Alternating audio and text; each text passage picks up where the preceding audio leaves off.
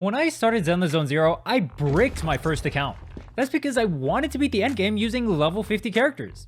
While I accomplished that, my account still hasn't recovered to this day.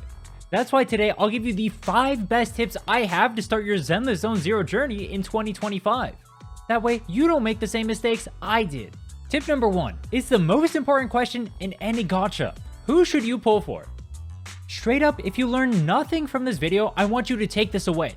The best characters you can pull as a free-to-play are Miyabi, Ishuen, Yuzuha, Astra, Vivian, and Lighter. Now obviously there's a little bit more nuance in that. Many of you will want to pull characters not mentioned here or will want to know how to build around these characters. So let me explain how to build an account. If you really want to pull a character, do it. At the end of the day, if I can clear using level 50s bringing some of the worst characters in the game, you can beat endgame with any character actually invested. I promise you that. Once you've decided which character to pull, there are 2 other important things to ask yourself. Do I have too many units of this archetype, and are the characters I have right now built around? Let's take my account where I have Soldier 11. Soldier 11 pairs well with Lighter and Astra, so they're often run together in the same team. Soldier 11 is a fire main DPS. Evelyn is also a fire main DPS, the exact same role as Soldier 11, but she's noticeably stronger. If you pull for a character like Evelyn, the fire DPS team will get stronger, but at a cost. Not only will there be overlap in the elemental and role coverage of the characters I've built, but Soldier 11 will now be robbed of her teammates. The Lighter and Astra that we mentioned before, they're also used for Evelyn. Now, Soldier 11 is crying.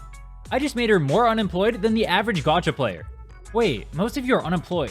Surely that means you have the time to hit the subscribe button. Anyway, in this case, if you wanted to pull for a GPS unit, you would pull for one that both covers another element and uses different teammates. This account has no ice DPS units, making Miyabi an amazing pickup. Not only is that more elemental coverage for the account, but now you also have anomaly coverage, which is useful in certain endgame fights such as Bringer. You also want to make sure the units that you do build have good teammates propping them up. Let's continue the example from before. Soldier 11's team is set, as she has 2 amazing units with her. But what about the Miyabi? Well, currently on this account, the only major synergy we have here is Sokaku. We need to get another unit to pair with the Miyabi. Yuzo is currently on banner, and she's a very versatile unit in the supportive role. She's an amazing pickup here that has as much flex potential as Astra. If you hate Yuzo half as much as I do, Vivian makes for a great teammate that also has flex potential. Or you could pick up a Lycon as a standard banner option if you wanted to save some polychrome for future units. Basically, make sure the units that you are pulling for and building all have different roles on your account. That way you're covering a bunch of options no matter who you need to pull for in the future. For tip number 2, let's talk about team compositions. If you're a new player to ZZ, it's likely that you started playing because there's a character that you really like.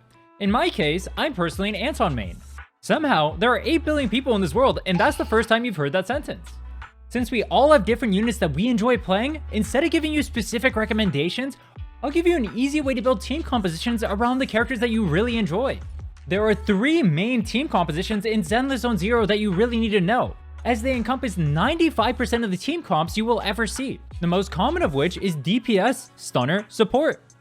As a new player, this is actually the team that they give you at the start of the game. Billy is your DPS unit. His goal is to steal the show with big numbers. That's pretty fitting given he's the coolest character in the story. Your Stunner, in this case Ambi, is pretty much a specialized support for your DPS units. Their goal is to increase the daze meter of enemy units quickly. When this meter hits 100, the enemy will take increased damage, which obviously DPS units love. Unlike Ambi though, actually good Stunner units, such as Lighter, will generally buff your DPS's damage output in some regard. They almost act like secondary supports. Supports exist to buff your other units. That's simple enough. In the case of Nicole, certain attacks on her such as her black holes or parts of her auto attack chain shred the defense of enemy units hit. If your Nicole's M6, you also get a stacking crit buff against enemies hit by the black holes. If you have ever played these types of games before, you know how broken that is. The second team composition is a DPS with 2 support units. This team setup is pretty similar to the first one, except instead of running a Stunner, we run a second support. Since I'm an Anton main, my example for this is the one you see me playing on screen, Anton Nicole Astra. This specific comp is known as the wheelchair, as our 2 girl bosses are pushing this dead weight across the finish line. There's not too much to say about this team comp other than supports end up buffing the damage of your DPS units, so even if you are missing the extra damage from daze, the supports can help make up for it. Our third team comp is specifically for anomaly agents, and that is running 2 anomaly agents with the support unit. We do this specifically with anomaly because anomaly units deal a ton of damage if 2 anomalies are procced at the same time, creating an effect known as disorder. The closer that they proc to each other, the more damage that it deals. Ideally, when doing this, you want to run one main DPS or on-field anomaly agent, and one burst or off-field anomaly agent. Currently, Jane, Miyabi, and Piper are our main field anomaly agents, and Bernice, Vivian, and Grace are our secondary anomaly units. Yanagi and Sokaku can play on either role. Example team comps here would be like Jane, Bernice, Yuzuha, or Miyabi, Sokaku, Yuzuha. For our third tip, let's talk about stamina usage. Stamina usage is the #1 mistake I see whenever I go into another player's account, and I completely get it. When I first started playing Zenless Zone Zero, I made those same exact mistakes, and it stunted my growth pretty badly. I mentioned it before, but my account still hasn't even recovered from it. Half my characters aren't even max level. That's because out of all of the major gachas, Zenless Zone Zero is the most daily gated. That means spending your resources wisely is of utmost importance. Do not spend stamina on farming drive discs until you hit at least UL 45, arguably even higher if you're a casual player. This is because character levels, weapon levels, skill levels, and core skills are not only more important for your character, they're also guaranteed and permanent power for these units. The difference between me having a level 50 versus a level 60 soldier was 40 seconds shaved off my Shiyu defense run, and that's without my skills even being maxed. Everything was one level off the cap, meaning leveling up soldier fully alone would have shaved off an entire minute from my run.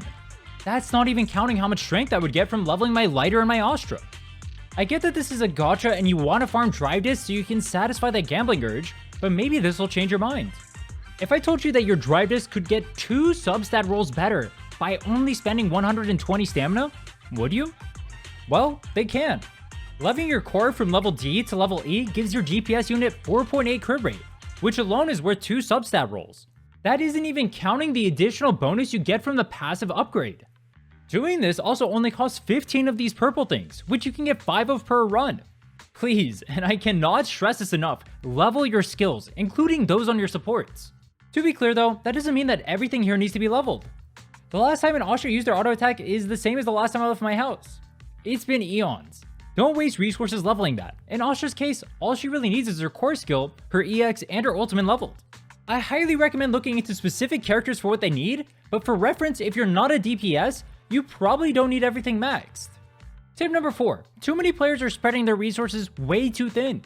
Shiyu Defense and Deadly Assault, known as Shiyu and DA by the community, are the 2 endgame modes, and both of them require multiple teams. Shiyu requires 2, and DA can require either 2 or 3 depending on how well they are built.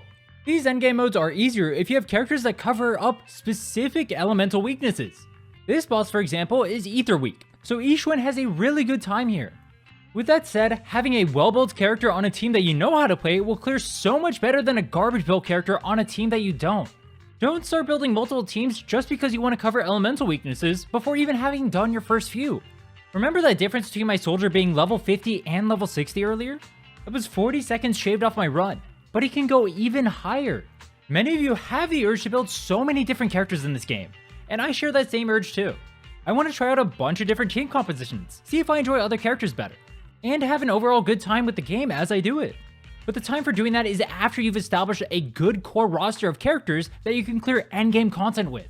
Establish a solid foundation of at least 2 team compositions. Then you can start building new characters and branching out from there. Actually, at pretty much any point in the game, I highly recommend only working on at most 1 or 2 teams. I keep repeating it, but that's because I promise you won't regret it. My last tip is a mistake that I was making up until 2 weeks ago, and that was not saving my drive discs.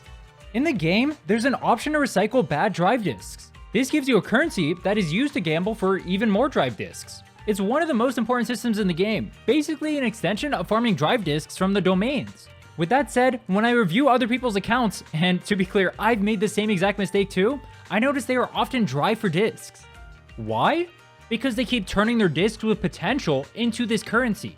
Me personally, I no longer have attack on my 4th slot for my discs because I assumed that crit would just be better. And while it often is, that is not always the case, meaning I just lost out on one of my potential pieces on one of the hardest slots to get gear. A 3-liner with 1 crit roll always has the chance to become a double crit if you're lucky. They are always worth rolling if you don't have better gear.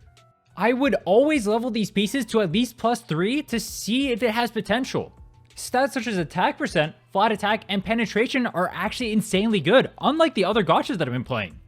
Attack percent specifically is almost as good as crit rate or crit damage, which is honestly kind of weird for me coming from Wuthering Waves. Just because you don't have both crit rate and crit damage on a piece does not mean that piece is garbage. In a similar vein, if you hit flat attack twice on a piece with crit rate and crit damage, that can still be a good piece. If you don't know what stats to aim for on drive discs or what pieces to save all of your drive discs. Do not make the same mistakes that I did. I'll be making a drive disc guide in the near future, so make sure you subscribe for that. I do account reviews on my live streams, so you can join the Discord to apply or be there when I'm doing them to potentially get lucky. See you soon!